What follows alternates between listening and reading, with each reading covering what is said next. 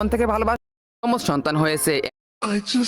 এই স্বামীটি হাসপাতালের বাইরে অপেক্ষা করতেছিল, কারণ তার স্ত্রীর আজকে সন্তান হতে যাচ্ছিল। অপারেশন শেষ হওয়ার পর নার্স বাইরে এসে স্বামীর সামনে দাঁড়িয়ে বলে, অভিনন্দন, আপনার যমজ সন্তান হয়েছে, এখন আপনি ভিতরে গিয়ে ওদের দেখতে পারেন। স্বামী তখন নার্সকে বলে, ঠিক আছে নার্স, এখন আপনি আসতে পারেন। এরপর নার্স সেখান থেকে চলে যায়। স্বামী বাচ্চাদের দেখার জন্য হাসপাতালের ভিতরে চলে যায়। স্ত্রী তখন অজ্ঞান অবস্থায় ছিল। স্বামী যখন বাচ্চাদের দেখে তখন সে দেখে যে একটি বাচ্চা ফর্সা আর অন্য বাচ্চাটি কালো। স্বামীটি বিদেশে থাকতো, তাই তার কালো বাচ্চাটি একদম পছন্দ হয় না। 20 বছর পর স্বামী এবং স্ত্রী দুজনেই বৃদ্ধ হয়ে যায়। তারা একদিন এভাবেই নিজেদের ঘরে বসেছিল, তখনই উপর থেকে তাদের সেই ফর্সা ছেলেটি নেমে আসে। সে এখন বেশ বড় হয়ে গেছে।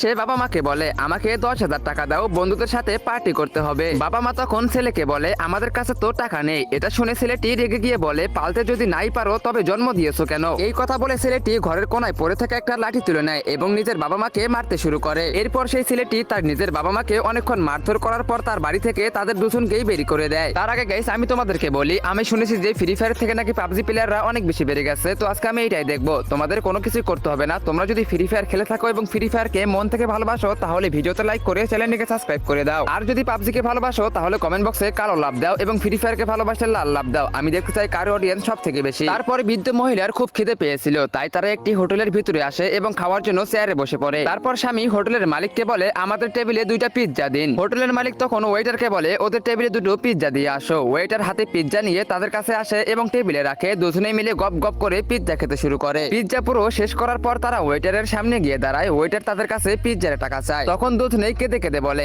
আমাদের কাছে কোনো টাকা নেই, এর বদলে আমরা আপনার হোটেলের থালা বাসন ধুয়ে দেব। তারপর ওয়েটার রেগে গিয়ে বলে, টাকা দেওয়ার যোগ্যতা নেই তো খেতে আসেন কেন? তোদের জায়গায় যদি কোনো জুগন মানুষ হতো তবে তাকে মারতে মারতে চামড়া গুটিয়ে দিতাম। এই সব কিছুই হোটেলের মালিক দূর থেকে দেখছিল। মালিক তখন দুজনের সামনে এসে দাঁড়ায়। বৃদ্ধ মহিলা মালিকের দিকে তাকায়। মালিক দুজনকে দেখেই বাবা মা বলে ডেকে ওঠে। এটা শুনে স্বামী অবাক হয়ে জিজ্ঞেস করে, কে তুমি আর আমাদের বাবা মা কেন বলতেছো? এরপর হোটেলের মালিক কেঁদে ফেলে বলে, আমি আপনাদের সেই কালো ছেলে। 20 বছর আগে হাসপাতাল থেকে আপনারা আমাকে আর আমার ফর্সা ভাইকে বাড়িতে নিয়ে এসেছিলেন। তারপর সেদিনই আপনি আমাকে বললেন যে আপনার সাথে একটু বাইরে যেতে। আমার মনে হয়েছিল আপনি আমাকে একটু ঘুরতে নিয়ে যাবেন, তাই আমি আপনার সাথে সাথে গিয়েছিলাম। কিন্তু আপনি আমাকে একটা ভিক্ষা করা মহিলার কাছে নিয়ে গেলেন। আপনি তাকে বললেন, এটা হচ্ছে আমার ছেলে, একে কিনে নাও, তোমার ভিক্ষা চাওয়ার ব্যবসায় কাজে লাগবে। তারপর সেই মহিলাটি আপনাকে টাকা দিল এবং আপনি টাকা পেয়ে সেখান থেকে চলে আসলেন। আমি সেখানে মাটিতে পড়ে কান্নাকাটি করেছিলাম, বাবা মা বলে চিৎকার করেছিলাম, কিন্তু আপনি আমাকে সেখানে ফেলে রেখে চলে আসলেন। মালিক বুক ভরা কষ্ট নিয়ে আরো বলে, তারপর আমি কোনো মতে সেখান থেকে পালিয়ে আসি এবং অনেক কষ্ট করে আমি এত বড় একটা ব্যবসা দাঁড় করিয়েছি।